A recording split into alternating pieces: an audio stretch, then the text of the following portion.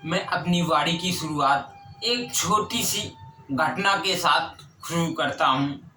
आपको एक प्यारी सी घटना के साथ शुरू करता हूँ अपनी वाणी की शुरुआत।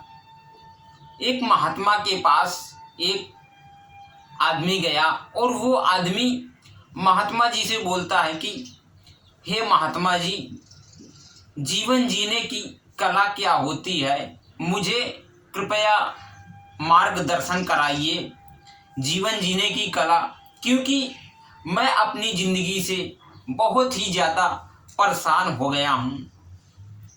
महात्मा उसकी बात नहीं सुन रहे थे, क्योंकि वो महात्मा ध्यान में बैठे हुए थे।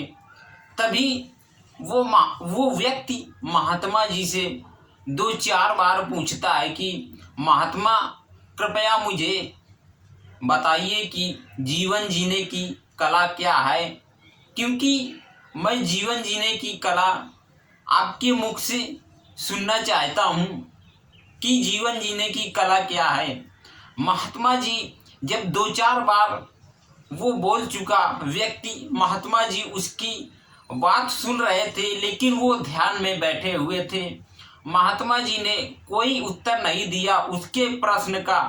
तभी वो व्यक्ति बोलता है कि महात्मा जी, लगता है कि सुन नहीं पा रहे हैं, मुझे यहाँ से चलना होगा। तभी महात्मा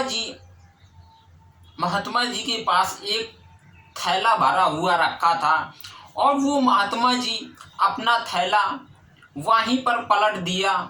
उस थैले में कुछ पेन भरे हुए थे, कॉपी किताब और कुछ इधर उधर की सामान भरी हुई थी। तभी वो महात्मा वहाँ से निकल चुके और उस व्यक्ति ने बोला कि महात्मा जी, हमने आपसे ये थैला खाली करने के लिए नहीं बोला है, हमने तो आपसे जीवन जीने की कला के बारे में बात किया था। कृपया मुझे जीवन जीने की कला बताएं और ये अपना जो सामान यहाँ पर डाल दिया है, इस सामान को यहाँ से ले जाएं। तभी वो महात्मा पलट करके वापस आते हैं और महात्मा बोलते हैं कि बेटा, जीवन जीने की कला यही है कि हमारे मन में जो विचार आते हैं उन विचारों को बाहर निकाल देना चाहिए। जो हमारे मन में अच्छे विचार आते हैं उन अच्छे विचारों को अंदर रखना चाहिए और जो गलत विचार आते हैं, गंदे प्रभाव पड़ते हैं, तो उन गंदे प्रभाव को बाहर निकाल देना चाहिए।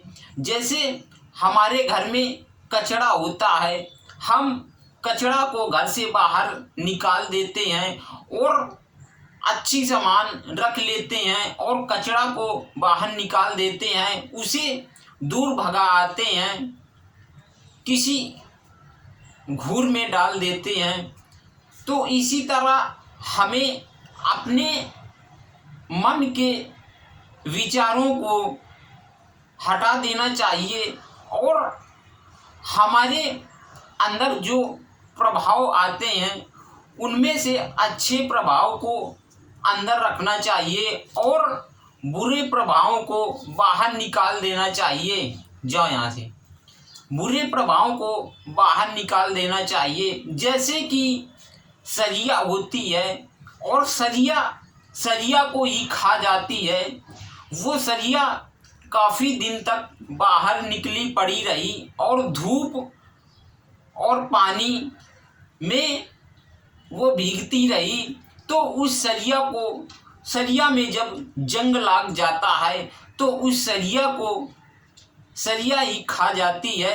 तो इसी तरह हमारे मन में जो गलत विचार आते हैं तो वो गलत विचार हमें बाहर निकाल देना चाहिए और अच्छे विचारों को अपने पास रख लेना चाहिए।